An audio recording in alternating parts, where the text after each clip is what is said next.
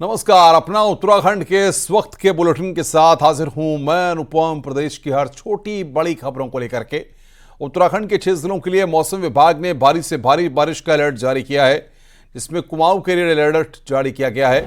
मौसम विभाग के मुताबिक देहरादून, नैनीताल, पौड़ी, चंपावत, उधम सिंह नगर और हरिद्वार में आज रात भारी से भारी बारिश हो सकती है और बारिश का सिलसिला आगे भी चलता रहेगा। मौसम विभाग के मुताबिक 4 जुलाई तक पूरे प्रदेश में बारिश रहेगी और बारिश के अलर्ट के चलते कल कुमाऊं के पिथौरागढ़, नैनीताल, बागेश्वर समेत कई जिलों में स्कूल कॉलेज बंद कर दिए गए हैं।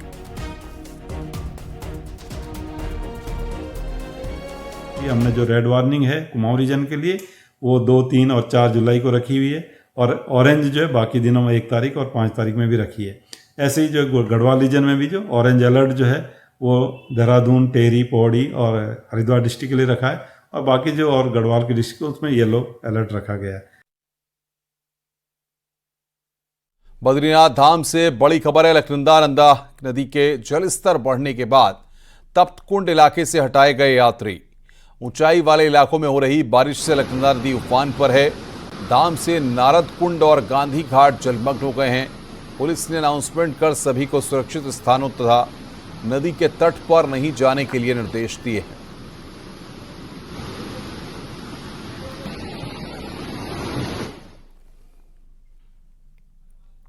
आज सुबह से ही हल्द्वानी और उसके आसपास के इलाकों में मूसलाधार बारिश देखने को मिल रही है। बारिश के कारण लालकुआं इलाका पूरी तरह से जलमग्न हो गया। यहां रेलवे स्टेशन से लेकर खड्डी मोहल्ले तक पानी से पूरा इलाका जलमग्न हो गया। खड्डी मोहल्ले के लोगों को घर छोड़कर सारी रात इधर उधर बितानी पड़ी। कई लोगों का सामान और राशन भी इस जलभराव की चपेट में आ गया है। प्रशासन को जैसे ही जलभराव की सूचना मिली, एसडीएम मौके पर पहुंचे और लोगों को मदद का भरोसा दिया।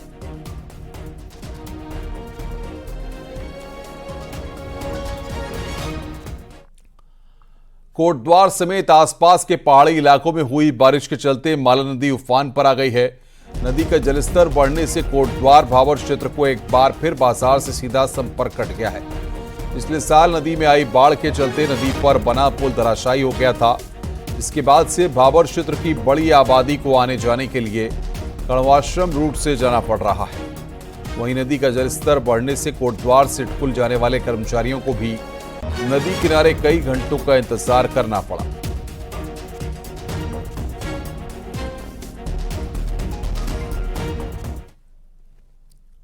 बागेश्वर के कपकोट में भद्रतुंगा के पास सरयू नदी में झील बन गई है। ग्रामीणों का कहना है कि रोड निर्माण के बाद मलबा नदी में डाला जा रहा है, जिससे नदी का रास्ता रुक गया है और झील बन गई है। अब झील बनने से प्राचीन शिव मंदिर पर तो बड़ा खतरा मंडराने लगा है। साथ ही साथ निचले इलाकों में तबाही का भी खतरा बढ़ गया है। झील के टूटने की कंडीशन में निचले इलाकों में बाढ़ आ सकती है। अब लोगों ने तुरंत नदी का बहाव खोलने और सड़क निर्माण का मलबा नदी में नहीं डालने की मांग की है।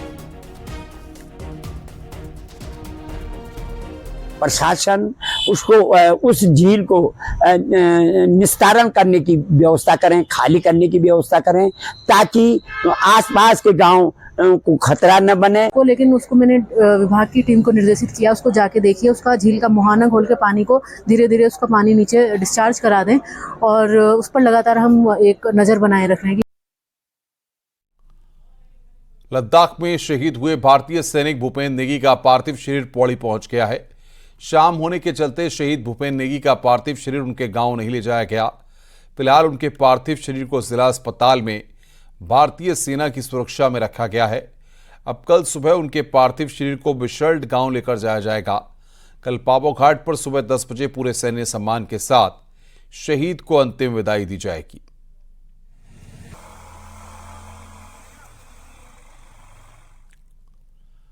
विकासनगर के अरवटपुर पुलिस चौकी पर हिंदू संगठन के कार्यकर्ताओं ने आज प्रदर्शन किया। 4 दिन पहले हिंदू लड़की को दूसरे समुदाय के युवक द्वारा भगाकर ले जाने के मामले में विरोध जताया गया। पुलिस पर कार्रवाई नहीं करने का आरोप लगाया गया। बाद में पुलिस ने भरोसा दिया है कि जल्द से जल्द दोनों को बरामद कर लिया जाएगा।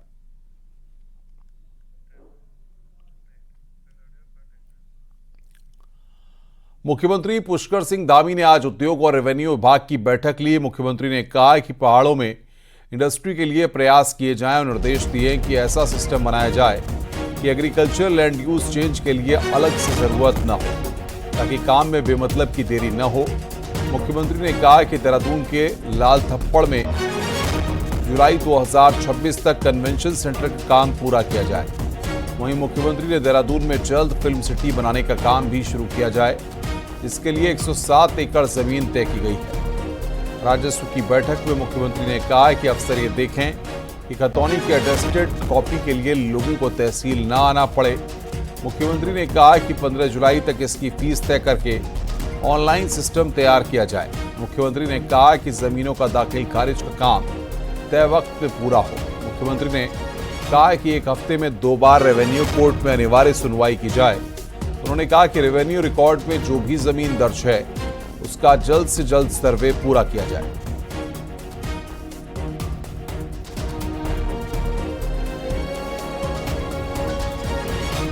हरिद्वार में एक ट्रैवल एजेंसी संचालक को उसके ही ऑफिस में घुसकर कुछ लोगों ने जमकर पीटा है।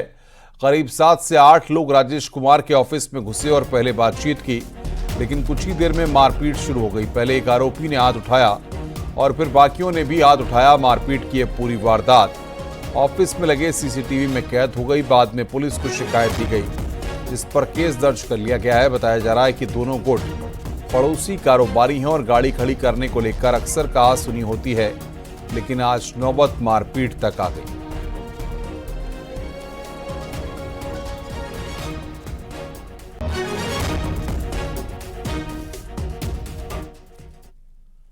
आज से देश में 3 नए आपराधिक कानून लागू हो गए हैं। इसी तर्ज पर उत्तराखंड में भी नए कानून आज से लागू हो गए। अंग्रेजों के जमाने के कानून बदलकर नए कानून में कई धाराओं को भी मर्ज किया गया है। देहरादून पुलिस हेडक्वार्टर में 3 नए कानूनों को लेकर कार्यक्रम हुआ। कार्यक्रम में सीएम पुष्कर सिंह धामी शामिल हुए। इस दौरान सीएम धामी ने नए कानूनों में सबूत जुटाने के लिए जांच अधिकारियों को टैब बांटे और साथ ही ऐप को भी लॉन्च किया। वहीं सीएम धामी ने कहा कि नए कानूनों से लोगों को फायदा होगा और नए कानूनों की मदद से लोगों को जल्द न्याय मिलेगा। वहीं सीएम धामी ने नए कानूनों के लिए पीएम मोदी और गृह मंत्री अमित शाह का धन्यवाद किया है।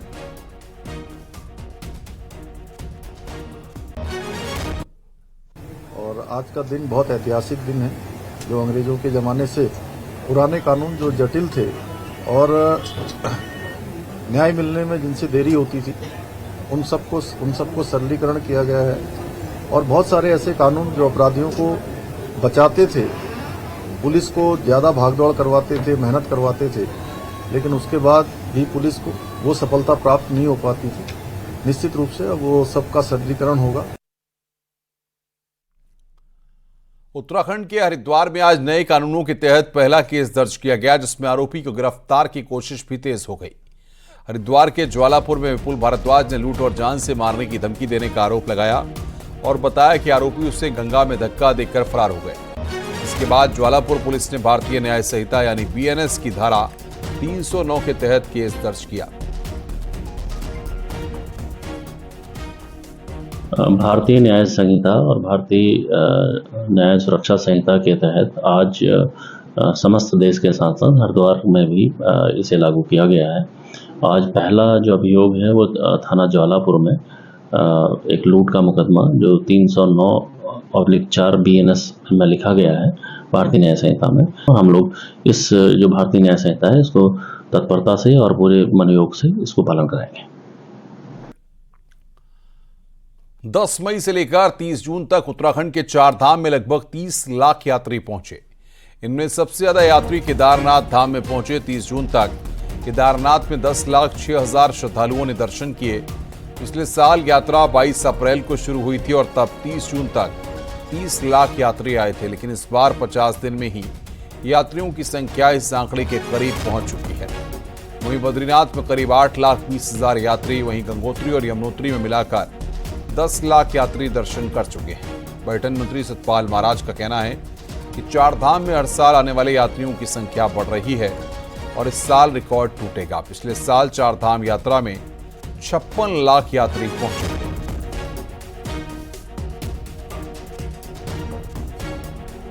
तो लोग सोचते हैं कि भाई धर्म भी कर लो और सुंदरता को भी देख लो, तो ये दोनों चीजें जो हमारे उत्तराखंड में उपलब्ध हैं इसके लिए आते हैं। और 4 धाम तो बहुत प्रसिद्ध यात्रा है, इंटरनेशनली बहुत फेमस यात्रा है।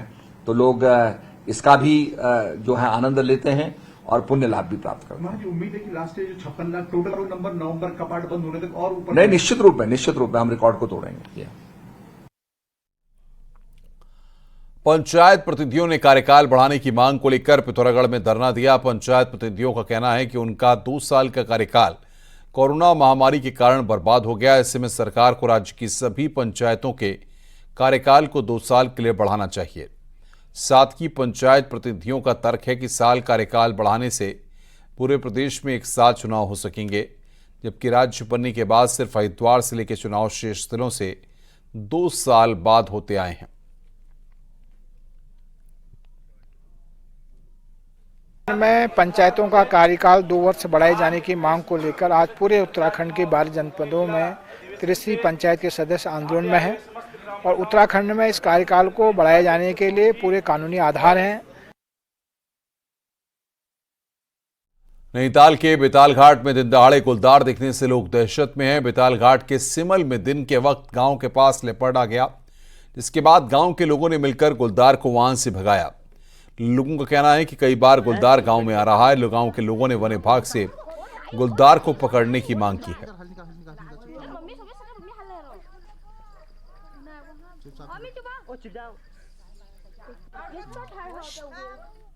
आजादी के बाद भले ही भारत में सड़कों का जाल बिछ गया हो, लेकिन पिथौरागढ़ जिले में आज भी एक गांव ऐसा है जहां तक पहुंचने के लिए 18 किलोमीटर का कठिन पैदल सफर तय करना होता है। यहां के ग्रामीण दशकों से रोड बनाने की फरियाद लगा रहे हैं, लेकिन इनकी फरियाद आज भी अनसुनी ही है।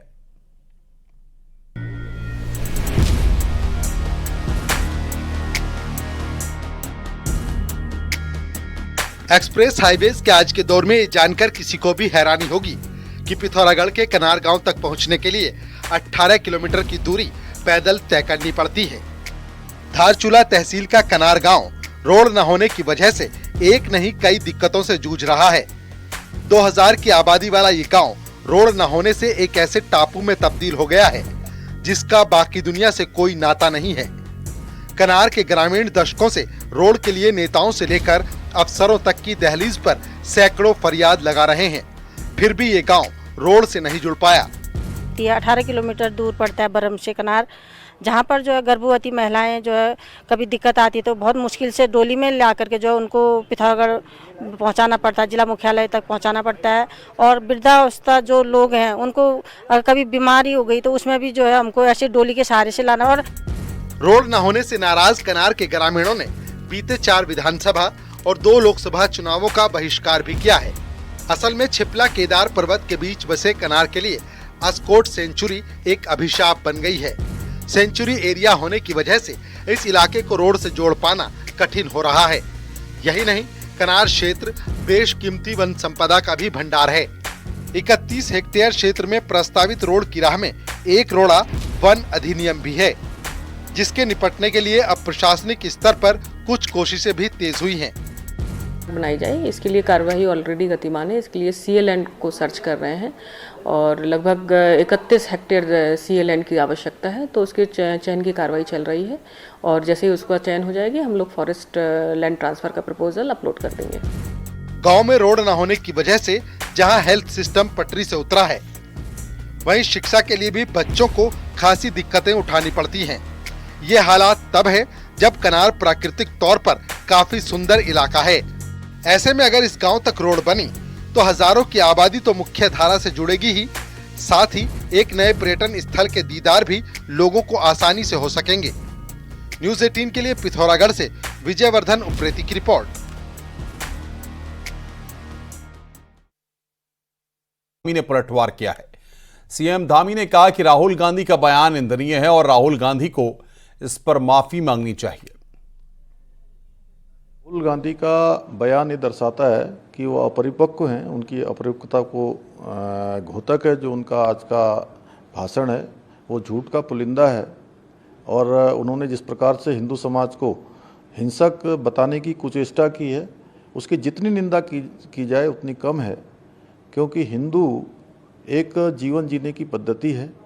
हिंदू समाज हमेशा देश की रक्षा करता रहा है, धर्म की रक्षा करता रहा है और इनकी मानसिकता राहुल गांधी के जिस प्रकार से बयान आते हैं या उनके इंडिया गठबंधन के और भी जो सहयोगी हैं, जो भी उनके साथी हैं, उनके बयान आते हैं, वो कभी सनातन को मलेरिया कहते हैं, मच्छर कहते हैं, डेंगू कहते हैं। इससे इनकी हिंदू मानसिकता का पता लगता है। मैं तो यही कहूँगा कि राहुल विपक्ष के नेता का जो पद होता है वो बहुत गंभीर होता है, बहुत उसकी एक गरिमा होती है। वो इस गरिमा के विपरीत आचरण कर रहे हैं और पूरा भाषण उनका झूठ का पुलिंदा था। देश की जनता देख रही है। मैं यही कहूँगा कि उनको गंभीर होना चाहिए। भगवान उनको सद्बुद्धि दे। विपक्ष लगातार बीजेपी पर जांच एजेंसियों के दुरुपयोग का आरोप लगा रहा है। वहीं सीबीआई जांच झेल रहे पूर्व मुख्यमंत्री हरीश रावत ने भी अपनी जांच पर अब खुलकर बोला है। हरीश रावत ने कहा कि मैं बीजेपी पर हमले करता हूं, इसलिए जांच चल रही है, वरना पूरे केस में ही कुछ नहीं है। देखिए एक्सक्लूसिव रिपोर्ट।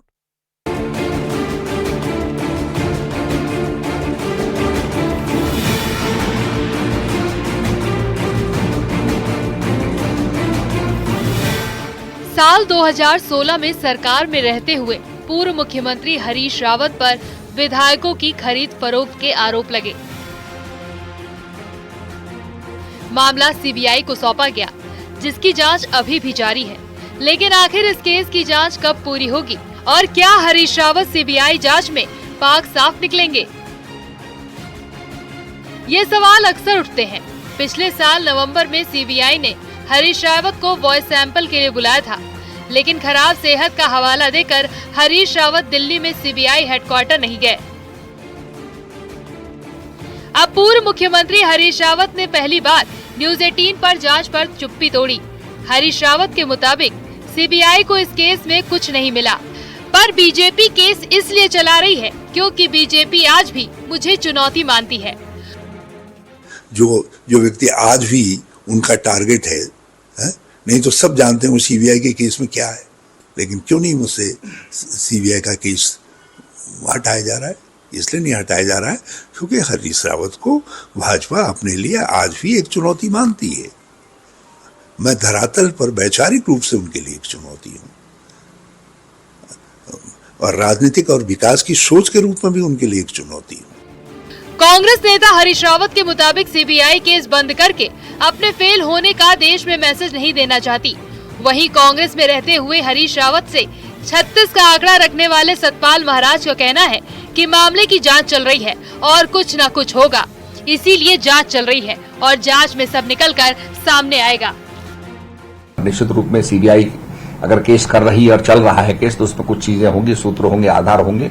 और आपने देखा ही होगा कि उसमें एक केस में तो एक उनका ऑफिसर था जो बात कर रहा था, जिसकी रिकॉर्डिंग भी हुई थी, जिसने मोल भाव की बात भी की थी। तो ज्यादा मैं कुछ नहीं कहूंगा, ये तो जांच का विषय है, जांच में सब चीज निकल के आएंगी।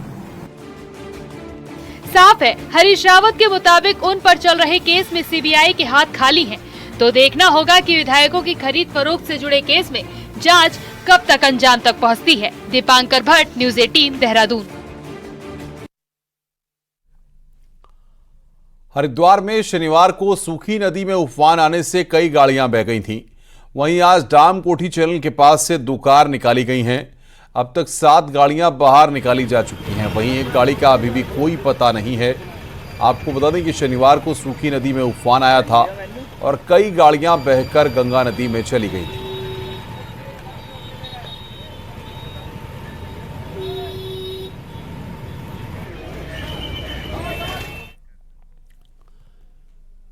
कैलाश पर्वत के दर्शनों के लिए अब भारत को चीन पर निर्भर नहीं रहना होगा।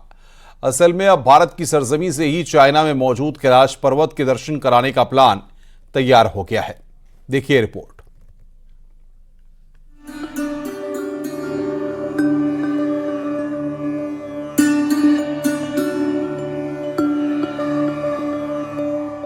जिसकी कल्पना शायद ही किसी ने की हो, अब साकार होने जा रहा है।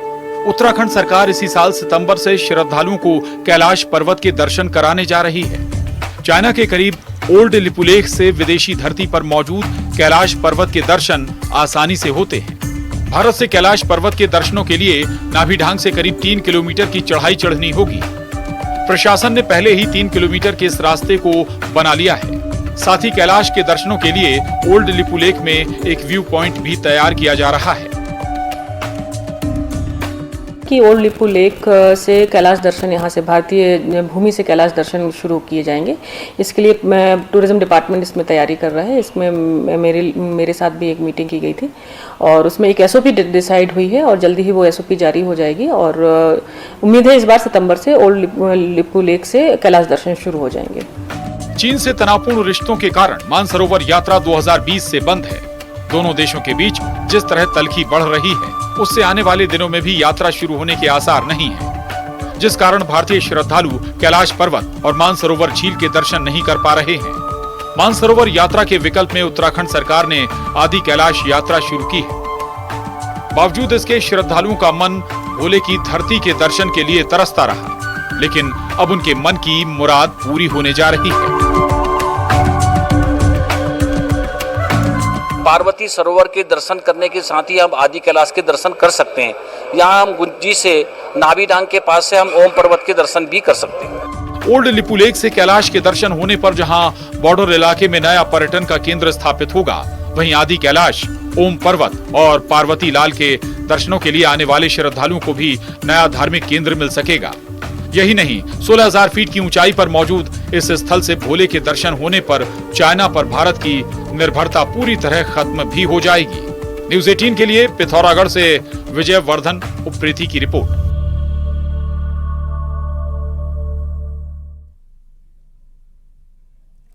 रुक रहे हैं यहां पर ब्रेक के लिए। खबरों का सिलसिला लगातार जारी है।